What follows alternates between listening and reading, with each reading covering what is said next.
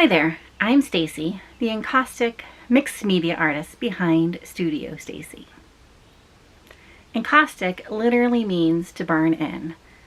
So I paint with beeswax and a torch, and because it's mixed media, pretty much anything else I can get my hands on. If you're new around here, welcome. If you're a returning viewer, welcome back. Consider subscribing and joining this artsy community. Don't forget to hit that thumbs up button, which helps me get introduced to more like-minded artsy folks like yourself. Morning all. In the studio, just got the wax turned on, and I thought I'd pick up the camera and chit-chat with you real quick about kind of the plans for this video. And after we got back from the art show, the aftermath. Stacy? What? Oh, there you are. I went through quite a few paintings, some that we took, some that we didn't take, some older paintings. Some paintings that at the time I did them, I thought they were perfect, good, and ready to put out there for sale. And since then, it's been a couple years for some of these paintings. I guess my I don't know if the right word is talent. I don't know how to say it. Things have changed. Maybe I've gotten a little bit better at certain things. Maybe I've decided that these paintings aren't quite up to the rest of the painting standards, which is pretty much what I decided. So at any rate, I am planning on redoing some of these paintings. So let me flip the camera around and show you the two paintings that I'm planning on working on for this video, and I'll kind of explain my thought process behind them. I keep looking over there because they're sitting on the floor down there. Anyways, let me flip the camera around. All right, these are the two paintings. Paintings number one, and this is I think a 5x7 size. I believe that's what size this is. And then this is painting number two, which I think is like 8x10. So they're kind of smaller paintings, nothing too huge. And I don't know, I'm in the mood for snow and winter, I guess. So I decided to work on these two paintings first in this kind of series of redoing stuff. And this particular painting, I'm not a fan of how much these trees are kind of covered up. I don't mind the snow area down here, and I think if the camera will focus, there it is. There's some kind of music notes and things like that down there. I don't mind that. And then if I pan upwards up here, this is like a piece of crocheted kind of lace going across the top of here. And it just looks a bit dirty to me. And I put gold leaf on here. I remember doing that. And at the time I thought it came out pretty nice, but I don't know. It just looks a little bit dirty. So I think I'm gonna try to scrape some of this off, I think. And again, I don't mind the music notes under here, but I think what I'm gonna do is pretty much cover up most of this and redo it. Except for here, I'm gonna try to scrape this back. That's the plan for this one. All right, and then this one, I don't like these trees at all, really. I'm not a huge fan of this snowflake right here in the corner. Not a huge fan of the orange. These trees are decent, but I don't know, they just kind of look like they're stuck down there to me. So this is pretty much a complete redo, but I think what I'm going to try to do first is get this crocheted snowflake off of here. I'm going to try to peel it up, and then maybe I can reuse it once I figure out a better composition. In theory, that's the plan for this one. And my plan for today with both of these is just to kind of scrape back, get the background a little bit more situated on both of these. And then, excuse me, kind of go from there I don't have a ton of time today here. Got a couple hours this morning to work on them, but I have to get going on video editing another video this afternoon. So yeah, we'll just see how this goes and go from there. Wish me luck. All right, got the edges all taped out, and I got the heat gun out.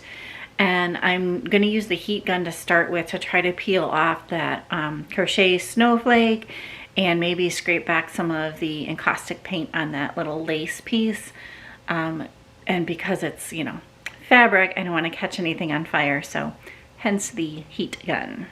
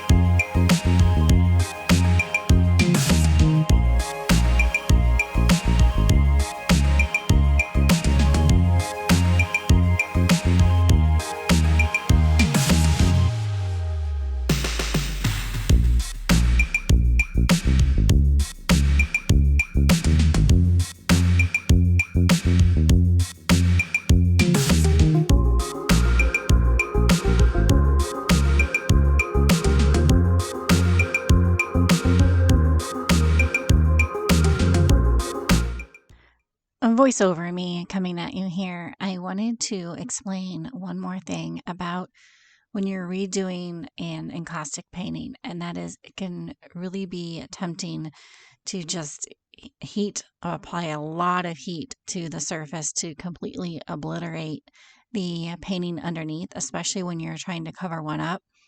And I wanted to make a note here because you'll see I switched to just the metal spoon, and it's a little bit of a warm metal spoon, so it kind of smushes the wax around without completely overheating it. So that's just a little tip. You could also use like a warm iron if you had one that you could turn down really low or to an appropriate temperature that you could use with encaustic. So just wanted to make sure to mention that bit of a safety precaution there.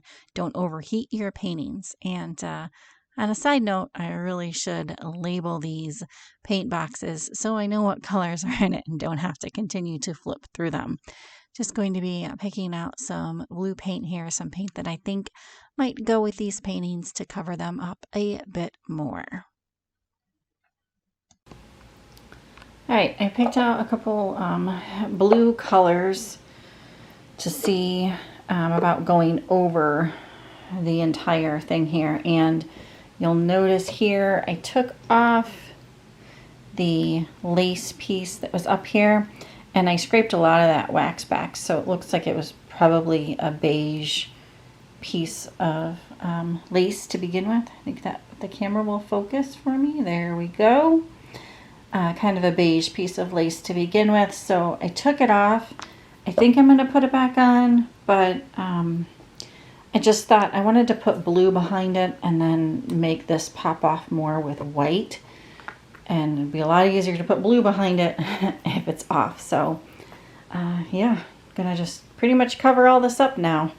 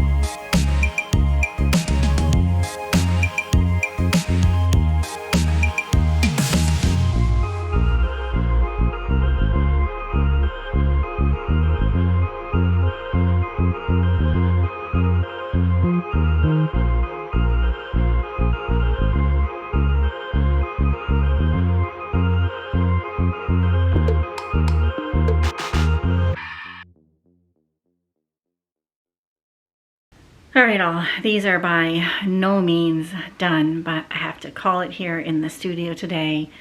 And I am hoping to maybe pick you up tomorrow. Just have to see how the editing goes, but I will be picking you back up to hopefully, fingers crossed, finish these. There's, I covered a lot up, but I kind of wanted to just say that it's okay to redo your art. It's okay to decide that what something you thought was good is maybe no longer serving its purpose, if you will. So I encourage you to go through your older paintings, if you have any, and cover them up. Redo them, if you will. Give them new life. So yeah, let me flip the camera and I'll get you a couple close-ups here. All right, this is the slightly larger one, and you can still see trees poking through here, which I didn't completely cover everything up, but it's pretty much covered up. And then same thing with this. I did leave the music notes peeking through down here. You can still see some trees kind of poking through there, hints of trees. And then up top, you can still see the music notes poking through. All right, so that's it for me here in the studio. I'll pick you back up when I'm in here next, which for you will just be a few moments. See you then.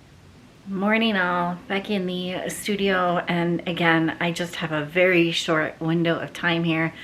I did spend part of the morning editing more video. I am deep in the throes of editing the barn dominium videos, which I think I'll probably release before this video. So if you haven't seen that and are interested in our barn dominium project, go check those out. But at any rate, did not pick up the camera to talk about barn dominium stuff. I this morning took the time and edited a few photos that we had from a winter skiing trip and printed those out onto tissue paper. So I'm gonna get those kind of stuck down onto these backgrounds that I worked on yesterday, and I thought I would show you kind of the process or how I go about thinking about doing that.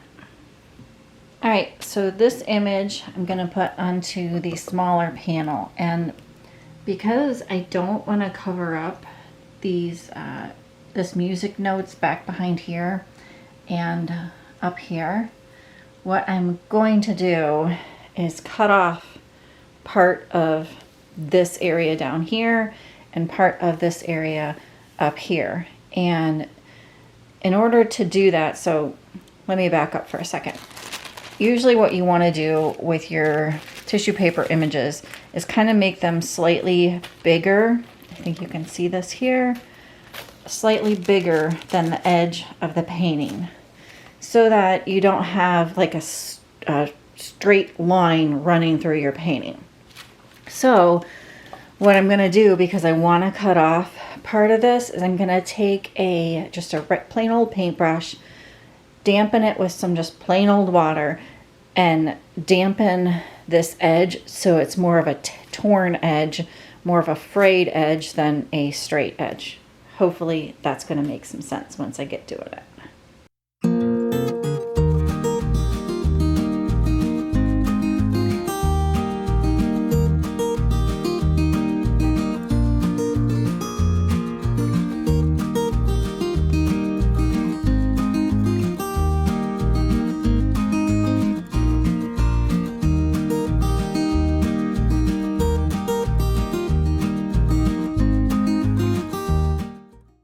I wanted to share one more quick thing about embedding tissue paper into the painting, and that is I like to heat it up just slightly and then kind of finger press it in to get it to stay in place, because the heat gun tends to blow the tissue paper around. So, and then once it's in place, it's a lot easier to keep heating that up and embed it into the painting.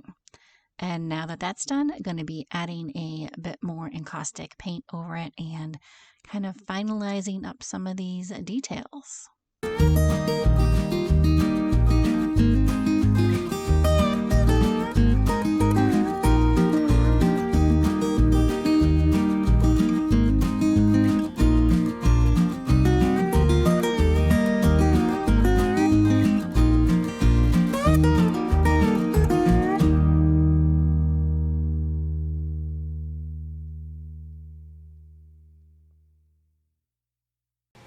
I think you can tell kind of the direction that I'm headed with these two paintings. And I'm going to leave you for today in the studio. I'll be picking you back up. Today is Friday, so most likely sometime next week. For you, like I always say, it'll just be a few seconds. But I think they're coming out good. I'm happy with the results. And honestly, I'm enjoying these like short kind of couple hour, maybe just an hour snippets in the studio, and then kind of walking away from them, taking a break break in quotes, to go edit video and things like that. But I'm enjoying these kind of short bursts in the studio. And I would encourage you, if you have just a couple, even an hour, half hour, 45 minutes spare time, to just get into the studio and putz around and just put down a background or then glue down a piece of paper or something, you know. At any rate, I'm going to let you go here, and we'll see you next week.